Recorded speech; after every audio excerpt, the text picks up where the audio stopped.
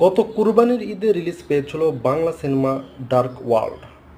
এই সিনেমাতে নায়ক হিসেবে অভিনয় করেছেন মুন্না খান। এটি তার প্রথম সিনেমা এবং এই সিনেমার প্রযোজক তিনি। নায়িকা হিসেবে আছেন ওপার বাংলার কৌশানী মুখার্জি এবং সেই সাথে মিশা সওদাগর, দীপা খন্দকার, শিমুল, শিবা শানু, ডন সহ বাংলাদেশের এক ঝাঁক শিল্পী এখানে অভিনয় করেছেন। আর এই সিনেমাটি পরিচালনা করেছেন মুস্তাফিজুর রহমান মানিক।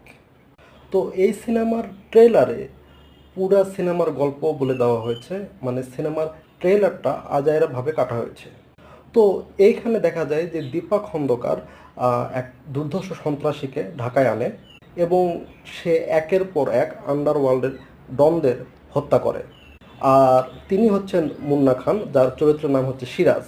আর কৌশানী এখানে হচ্ছেন পুলিশ অফিসার। সে ছদ্মবেশে সিরাজকে ধরার জন্য তার বাড়িতে যায়। এখানে মুন্না খানের গেট আপ